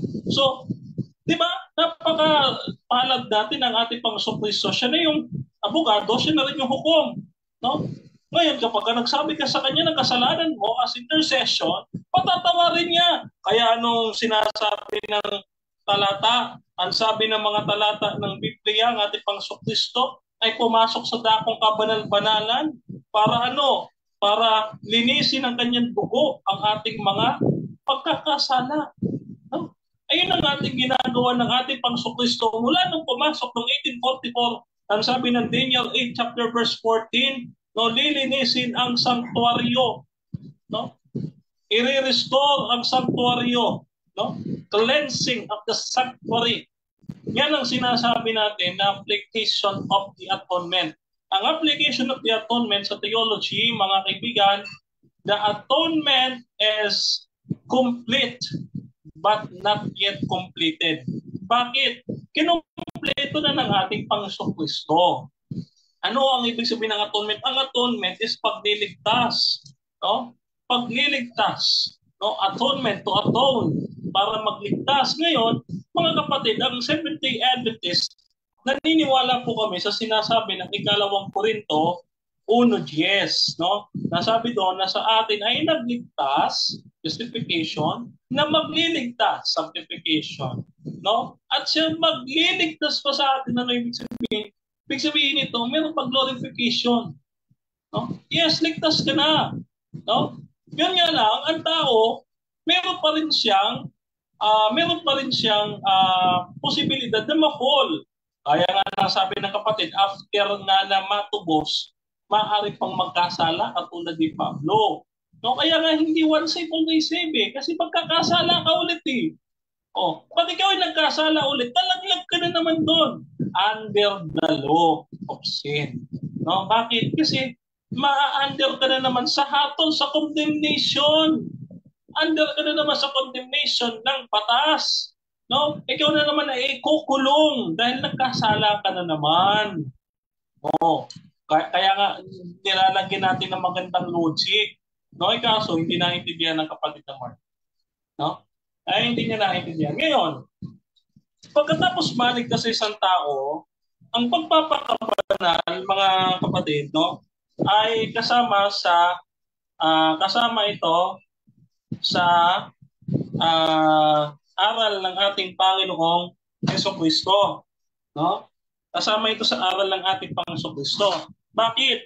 Kasi, no, ang sabi ng Biblia, no, kinakailangan din naman natin ng ating pananampalataya ay ano daw? Ay mapuspos hanggang, no? Hanggang sa kanyang pagdating, no? Yung mapuspos tayo, no, sa muli niyang pagdating. No? Kaya yun ho ang ibig sabihin, kailangan nating magpakabanal. Ngayon, mapasahin ko po sa inyo ang talata, no, ng Biblia na kailangan magpapatuloy tayo na pagkatapos nating maligtas, no, ang sabi ng Panginoong Kristo, no, ay kailangan sundin ang utos. No, ang sabi dito sa Matthew chapter 19, verse 16, nagtanong yung isang binata, ang sabi niya dito, mga kapatid, no, ang sabi niya, no, ano daw ang kailangan niyang gawin upang siya magkaroon ng buhay na walang hanggan? Ang sabi ng Panginoong Kristo, bakit mo ako tinatanong ng mabuti? No, isa lang ang mabuti, ang Diyos. No? O, kung gusto mo pumasok sa buhay, no, ay sundin mo ang utos. O, anong utos yun? Huwag ka daw papatay. Huwag ka daw mangangalunya. Huwag ka daw magnanakaw. No? Ayan. So, ayan yung sinasabi. Kaya kapag isang tao, no, gusto pumasok sa buhay, kailangan sundin ang utos. Perfectly. No, bakit? Kapag ka nagkasala ka sa isa, kasalanan na sa lahat, hindi nagkasala ka na naman, fall ka na naman under the sin. Kaya nga sa pamamagitan ng ating Panginoong Kristo, yung pananampalataya mo sa anak ng tao, na pananampalataya ni Kristo, hindi yan sa atin. Galatia 2:20. No? Ano ba sabi? Pilipos 3:14. Lahat ng bagay ay aking magagawa sa tulong ni Kristo. No? Kaya sabi dito sa Roma, no, sa 6, ano nga ang ating masasabi? O ito yung aking sasabihin na, sabi dito, makapagpapatuloy pa tayo sa pagkakasala upang ang biyaya yung makapagsagana, huwag nawang mangyari. So bakit? Kasi pagkatapos mo maligtas, babalik ka na naman sa pagkakasala. Under ka na naman ng condemnation. Kaya ngayon Romans chapter 8 verse 1, wala nang hatol yung mga anak kay Kristo. Bakit?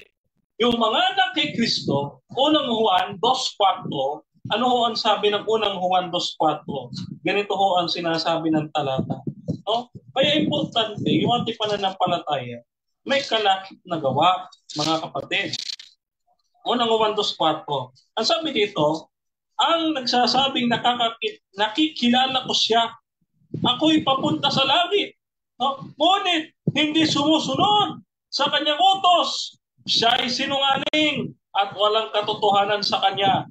No? So ito pala yung sinasabi ng ating Panginoong Jesucristo na kailangan pagkatapos mo sumampalataya sa kanya, ikaw naman ay susunod.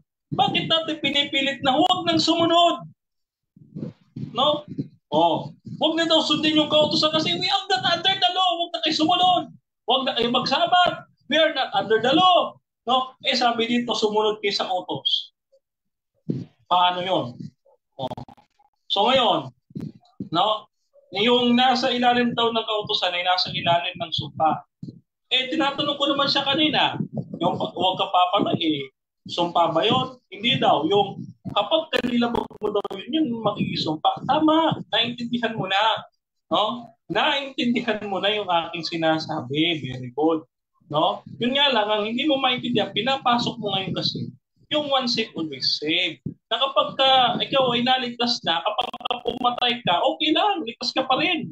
Pag ikaw nagnakaw, ligtas ka pa rin. Okay lang yan. No? But tandaan natin, remember, ang relation ng faith and law. No? Ang faith and law, ito, mga kapatid, ang kautusan hindi maaaring alisin sa tao. Bakit? Ito ay itinatak ng Diyos sa ating mga puso. No? Ito ay inilagay ng Diyos sa ating mga puso at sabi dito sa talata ng Biblia, Ecclesiastes 12:13, ang buong katungkulan ng tao ay ang sumunod sa utos ng Diyos. Ngayon kung aalisin mo ito at di ka na susunod sa utos ng Diyos, hindi ka na tao nito. Kasi ang buong katungkulan ng tao ay ang sumunod sa utos. No? At kung ikaw ay hindi nasusunod sa utos, hindi mo na mahal ang ating mga Kristo. No? John chapter 14 verse 15, no? Ang umiibig sa akin, no? If you love me, no? Sabi doon, no? Fulfill my commandments or obey my commandments, no? So, maliwanag din na gospel, mga kapatid, na kapag ikaw inaligtas, no? Yung mabubuting gawa, yung pagsunod sa kalooban ng Panginoong Diyos, susunod yun sa iyong pananampalataya, no? Na upang ikaw ay magkaroon ng puspos na pananampalataya hanggang sa pagdating ng ating Panginoon Kristo. Sabi nga ni Pablo, I have finished the race. No, merong race eh. So hindi ibig sabihin na nakatakbo ka na, no, nakalaya ka na, pagkatakbo mo ay ligtas ka na. Hindi, sabi niya, niya pa. No? Meron pa siyang takbuhin tatapusin. Okay, So, time is up. Okay. Ayan, dyan, maraming salamat, Bro Denmar. Diyan po nagtatapos yung kanyang rebuttal stand. Okay, wait lang po. Nasa mid ako. Okay, so thank you. Ayan, magandang gabi po sa inyo dyan sa comment section. At dako na po tayo para sa ating pagtatanong ng 7 minuto ni Brother Mark Umbao. Ayan. Okay, so wait. Ready po yung aking 20 seconds. Okay, so kung ready na po si Brother Mark. Wait lang. Nawala. Okay, so time is start now. Tanong. Brother Denmar, tingnan ko lang kung naintindihan mo yung presentation ko, no? May pahayag ba ako, maging honest po tayo na, may pahayag pa po ba ako na okay lang pumatay, okay lang lumabag sa kautusan, okay lang magpakasama, gumawa ng kasalanan, lulong sa kasalanan? Meron po ba akong sinabing okay lang yon? Meron po ba ako sinabi? Okay, sagot? Meron, yes. Dahil pati yung pangingili ng Sabat ay ayaw mo. No, ibig sabihin, sabi mo, bakit pa kayo bumabalik ulit sa pagsunod sa utos? Naligtas na kayo ng dugo ni Kristo, bakit kayo makilang masunod? Ganun yung sabi mo. So, ibig sabihin, ayaw mo sa kautusan. Galit ka sa kautusan. Okay, next question. Sunod na tanong. Hindi mo ba naintindihan, Brother Denmar, na ang sinabi ko, hindi ako sumusunod sa kautusan, hindi dahil hindi ayaw namin sundin ang kautusan. Hindi, sorry. Rephrase ko, sorry. Malinaw ba sa iyo, Brother Denmar? Naunawaan ba na ang sinabi ko, sinusunod namin ang kautusan dahil ligtas na kami, hindi para maligtas katulad ng pinaggagawa ng mga SDA. Malinaw ba sa yan? Oo o hindi? Hindi ko maintindihan kasi kanina sagot mo sa akin, hindi mo nabasa yung 28 fundamental beliefs namin, ba't ina-assume mo na kami maliligtas sa pamamagitan ng gawa, no, ng kautusan? No? Hindi kami masusunod sa paggawa ng kautusan. Maliligtas kami sa pananampalatayang may kalakip na gawa. Okay, next question. Next question, Brother Denmar. Iwanan na kita dyan. Next question ko, Brother Denmar. Nung naging SDA ka before,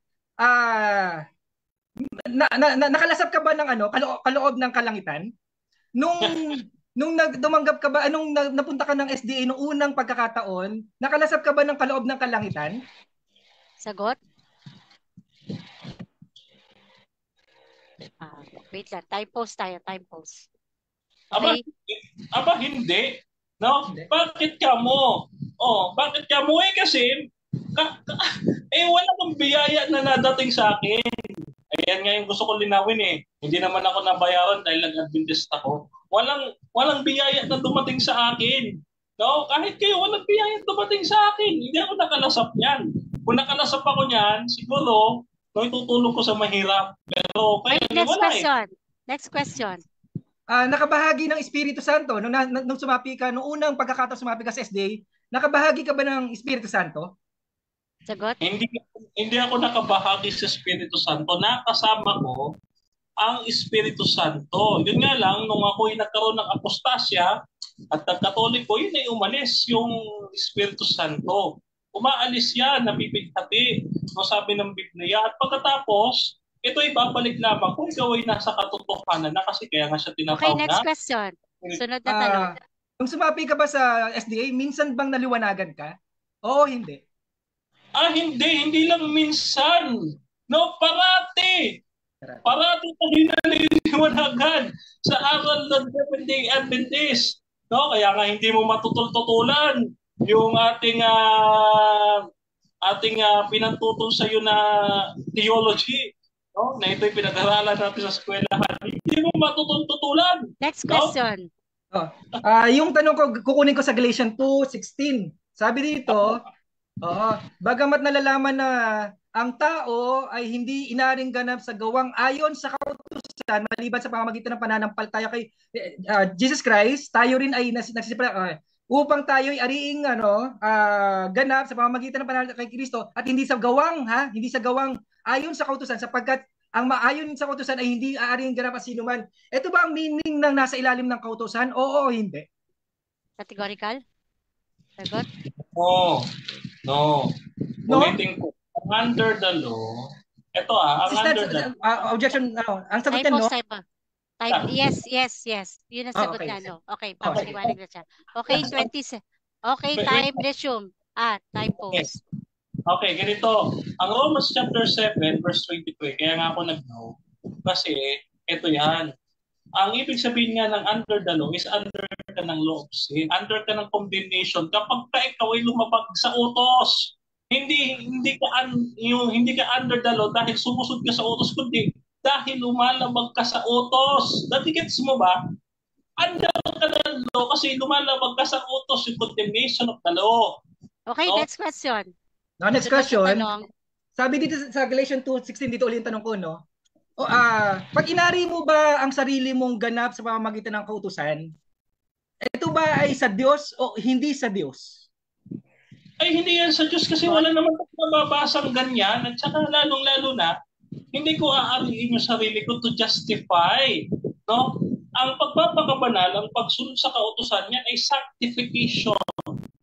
It is not under justification na katulad ng ginagawa ng Katoliko na rejustification to the sacraments. Na kailangan mo next question. Balikan kita sa Romans sa Romans 8 Romans 8:33. Sabi dito sa Romans 8:33, sabi, sino ang magsasakdal ng anuman laban sa hinirang ng Diyos? Ang Diyos ay ang umaring ganap. Sino sa palagay mo, sino yung sino dito? Palagay mo, sino yung sino rito na magsasakdal sa anumang laban sa hinirang ng Diyos? Anong pagkakaunawa mo sa tinutukoy ng kung sino yung sino dito? Magandang tanong. Sagot? Yan ay si Satanas kasi nga siya nga ang accuser. Araw at gabi, siyang naghahanap ng kanyang i-accuse sa atin. At kapag kasi nag-accuse sa Panginoon, maa-under na namatay sa pagkakasala. Kaya nga meron tayong investigative judgment. Sasabihin, next question. Pag inari ka na ng ganap ng Diyos, hindi ka pa rin pag inari kang ganap ng Diyos, hindi ka pa rin ganap? Pag inari kang ganap ng Diyos, hindi ka pa rin ganap? Sagot? Inaari kang ganap. Yun nga lang ang tao, muling mananaglag na naman sa pagkakasala. Bakit? Unang Tesalonica 4:8, ano sabi doon? No? Tao, okay, time is up. Okay, so inabot. Okay, maraming salamat sa inyo nga dalawa. Ayan, dyan po nagtatapos yung kanilang rebuttal Q&A. Ayan.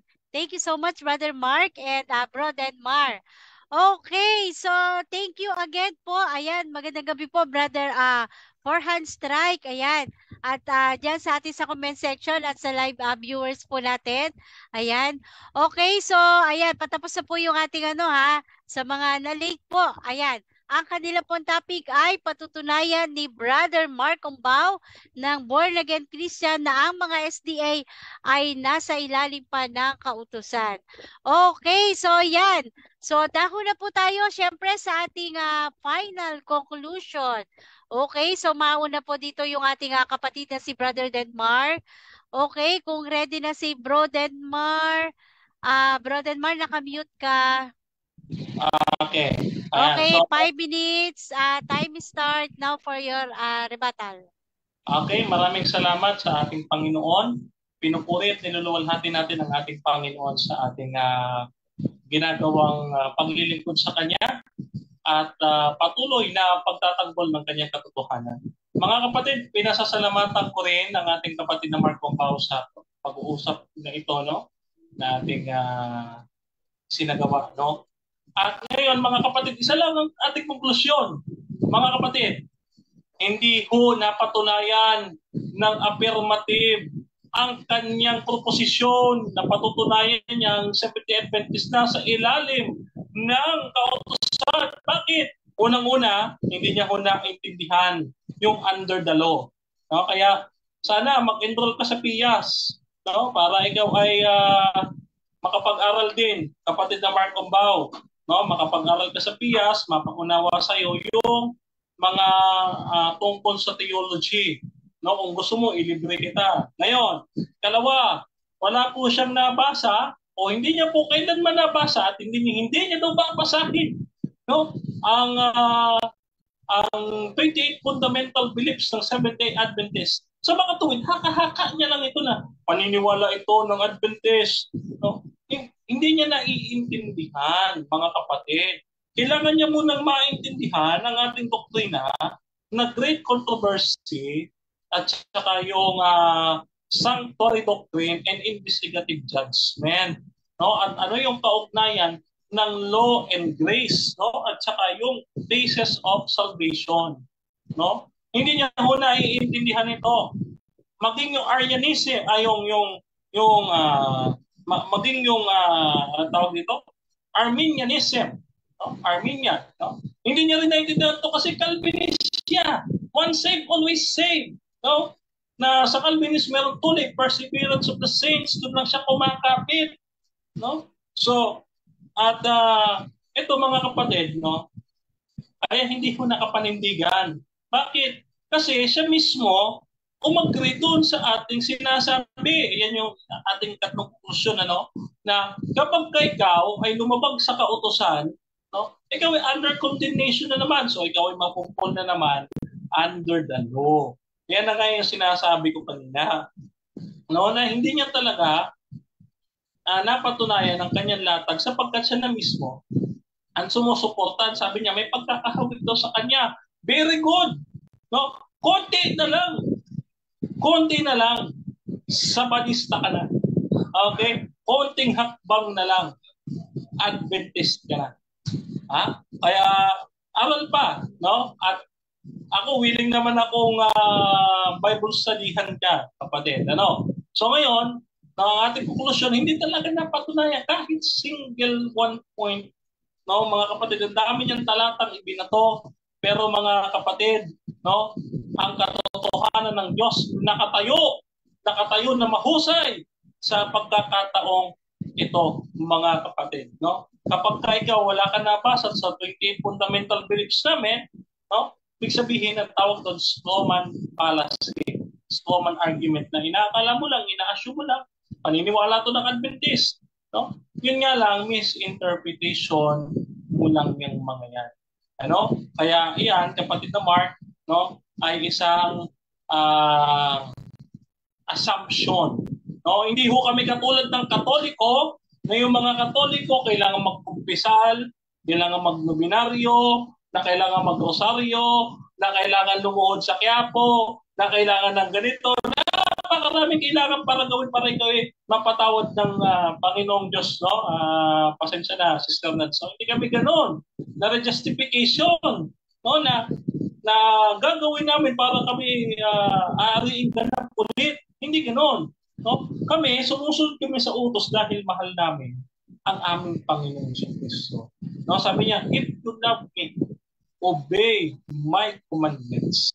No? At ang sabi dito, no, ang ating Panginoong Kristo na siyang tumupad sa kautusan, no, para sa atin ay kaya din naman natin. Sabi niya, no, kung kayo sasampalataya, mahihigitan niyo ang aking ginagawa.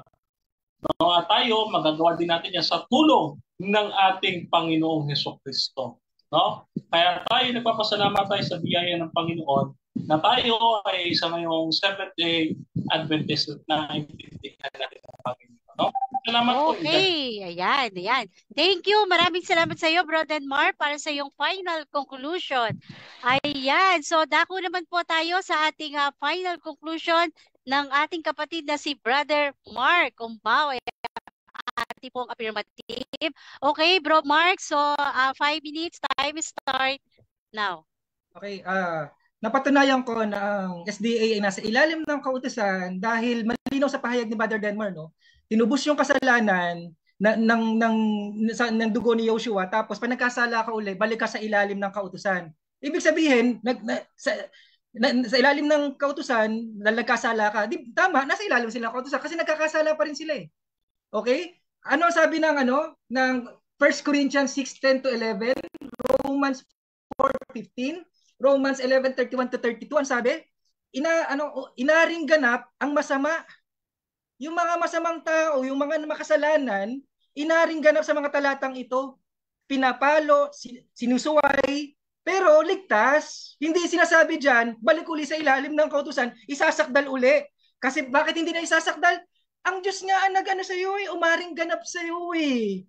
Bakit mo pa rin gustong hindi ka ganap? Eh sabi na nga ng Diyos, ganap ka na. Inari ka na niyang ganap, binayaran na lahat ng kasalanan mo, balik ka na balik sa ilalim ng kautusan kasi nagkasala ka, sinasabi mo sa sarili mo, hindi uli ako ganap. Eh sinasabi na nga ng Diyos na ganap ka eh. Ano ang talata ko? 1 Corinthians 6:10 to 11, Romans 4:1 to 5, Romans 11:31 to 32. Ito yung mga talata, yung mga makasalanan, mga masama, inaring ganap. Pinapalo lang yan, pero ligtas yan.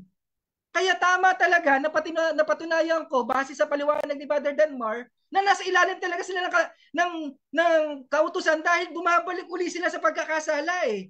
Pag nagkasala uli sila, nasa ilalim uli sila ng kautusan, nabaliwala yung dugo ni Yahushua, kaya tama sa Hebrew, sabi sa Hebrew, yung yumurak sa anak ng Diyos, hindi nila inaring ganap sa dugo ni Yahushua, at yung umalipusta sa biyaya, sa espiritu ng biyaya, ang mga SDA. Bakit? Inari ka ng ganap, ayaw mo pa rin ariin ka ng Diyos na ganap. Ang kukulit, di ba? Ang kukulit.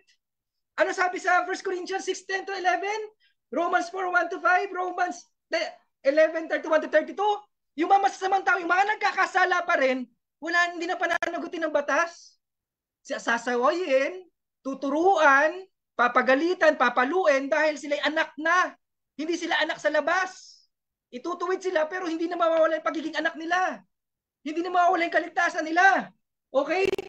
Tapos tinanong ko siya, may pahayag ba kung okay lang, Brother Denmar? Pumatay, mang-rape. Sabi ko, kaya nga nahigitan pa nga namin yung kautusan eh. Kasi wala pa nga sa kautusan yung magbayad ng utang. Di ba? Wala pa nga sa kautusan yung wag kang manood ng porn. Di ba? Wala nga sa kautusan yung wag kang mag-isip ng masama sa kapwa mo eh. Di ba? Baka nahigitan pa namin yung kautusan, Brother Denmar. Wala sa paniniwala namin na gumawa ng kasalanan, magpakalulong sa kasalanan. Isang malaking paratang at kasinungalingan yan, Brother Denmar. Wag pong ganun. Para lang sirain ang osas. Para sirain lang yung osas, yung katiyakan ng kaligtasan, para sirain lang yung katiyakan ng kaligtasan, sasabihin mong okay lang sa mga born again na gumawa ng magpakalulong sa kasalanan. Walang ganon, Brother Denmar. ano ko na nga, nilinaw ko na nga sa iyo sa unang presentation ko eh, 'di ba? Nilinaw ko na rin pero nagbibingi-bingihan ka, Brother Denmar. Bakit?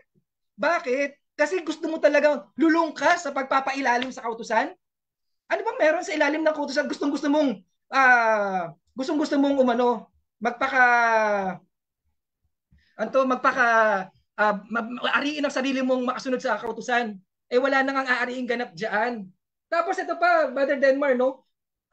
Dinideny mo nung napunta ka sa SDA, hindi ka nakalasap ng kaloob na ng kaliwanagan, bahagi sa Espiritu Santo. Pero alam mo kung yan ang ano mo, stand mo, nawawala ang kaligtasan, hindi ka na pwedeng magbalik. Hindi ka na pwedeng bumalik sa SDA, Brother Denmar. Kung ang paniniwala mo nawawala ang kaligtasan, hindi ka na pwedeng manumbalik sa pagsisisi. Tandaan mo yan, Brother Denmar, ha?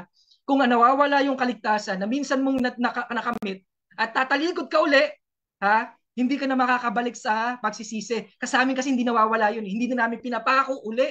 Kasi ang umaring ganap sa amin ay ang Diyos. Kaya eternal redemption, yung nakamit namin. Oo. Salamat po. Mapagpalang gabi. Thank you. Okay, so ayan, maraming salamat sa iyo, Brother Bro Mark ng okay, so time is up natin. Okay, thank you so much, Brother Mark, para sa yung final conclusion. Ayan. So, ako po ay natutuwa at payapat maayos yung ating pag-uusap or yung debate na naganap ngayong gabi. Ayan. Alam natin na parehong nasa inyong dalawa ang ating banal na espiritu at alam ko ito ay isa lamang talagang pag-uusap, pagtatayo sa bawat pinananampalatayanan. Okay, so bago po tayo magtapos, ayan, bigyan po natin kahit tig-1 minuto yung ating dalawang kapatid na magpasalamat. Meron kayong mga gustong pasalamatan or meron kayong mga gustong i-announce dito, ayan. Pwede po, okay. So unahin po natin si Brother Mark, okay? So Brother Mark. Okay, salamat ulit Sis Nad sa pagkakataon. Brother Denmar, salamat sa pagpapaunlak sa aking invitasyon. Sana maulit uli. Gusto ko to si Brother Denmar kasi sports kausap, maayos kausap. Ayun, ang kapurihan po, ang pagtataas ay isa nag-iisang Diyos natin. Timbangin niyo po mga kapatid yung amin na pag-usapan, hindi ito pagalingan para to sa ating ikakaunlad ng ating spiritual. Yun lang po, maraming salamat. God bless.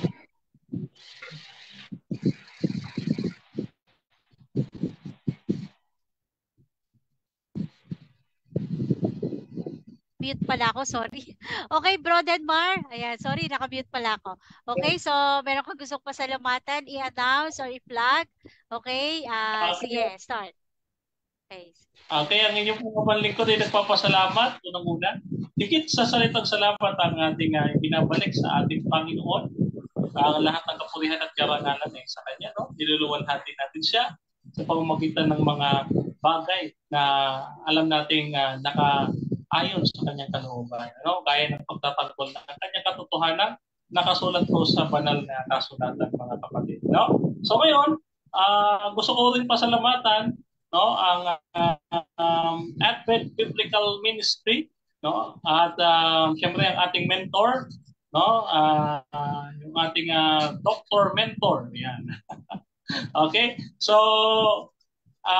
pinasasalamatan din natin ang ating mga kasama sa ating programang Ayon sa Nasusulat. Ang ating programa na Ayon sa Nasusulat tuwing linggo yan, alas 8 hanggang alas 9 ng gabi, no, sa ating Facebook page na Ayon sa Nasusulat Ministry. No? At sa aking YouTube channel naman ay mapapanood nyo din ang Ayon sa Nasusulat via replay. No? Type nyo lamang po ang aking pangalan, Brother Denmar Santiago, lalabas na po yan, o yung hashtag na The Present Truth Ministry. Mga kapatid, lalabas na po yan. Siyempre, hindi ko kakalimutan at baka magtampo rin, no? Pinasasalamatan din natin na tayo ay pinabalik na ni Cisco sa DEFCON, no? Kaya kung kayo may debate, no, pwede kayo magpa-schedule sa atin sa Debaters Convention. No? Yan lamang po at bago ko makalimot, bago ko makalimot, yan pala, pinapasabi sa akin, sa mga nanonood na Adventist at sa mga manonood pa, sa mga like ko nating mga Adventist, no, mga lay Adventist, no, tayo pong mga layman, no, ay in-encourage na mag-aral theology sa Philippine International Institute for Advanced Studies o dito sa PIAS, mga kapatid. No, ito ay Bachelor of Arts in Theology. No, ito po ay ito ang diploma ng inyong lingkod. No, at ito po mga kapatid, kung kayo po interesado na mag-aral sa ating paaralan, ay magsabi lamang po kayo sapagkat ang tulong ng ating simbahan ay maaaring maabot, no, kung kayo ay lalapit sa amin, no, ng kung nais nyo po talaga, no. So yun lamang po at maraming salamat at iniiwan ko kayong lahat sa mapagpala at mabiyayang kamay ng ating Panginoon at laging sinasabi ko sa inyo mga kapatid, Rodeo et Ecclesia Adventista del Septimo Dia. Yan ang ating sigaw, mga ka-3A Media at ABM, no? Advent Biblical Ministry. Thank you so much and God bless mga kapatid. Okay, ayan. So maraming salamat po sa iyo, Brother Denmar. At ganun din po sa ating kapatid na si Bro Mark. Ayan. Congratulations po sa inyong dalawa at maraming salamat sa isang payapa at maayos na pag-uusap. Okay? So, thank you. At sa lahat po ng ating mga nasa comment section at sa lahat po ng ating mga nag-share, napakarami po nating share at sa ating 23 live viewers hanggang ngayon po, maraming salamat po sa inyo.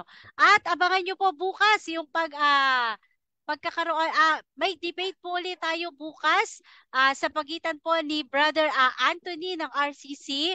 Ayan, member po ito ng SPMS at ng isang Baptist. Ayan, abangan nyo po ito bukas alas 8 ng gabi. Dito rin po yan sa Defense of the Truth page. Ayan, kung gusto nyo pong ma-review yung ating mga ibang debate, ayan, sa YouTube channel po ng ating In Defense of the Truth, pa-subscribe po. Ayan, okay? So, again, thank you so much at congratulations po ulit sa inyong dalawa. Ayan, isang mapagpalang gabi po sa ating lahat. Okay, thank you. Maraming salamat po at magandang gabi po sa atin. Salamat po.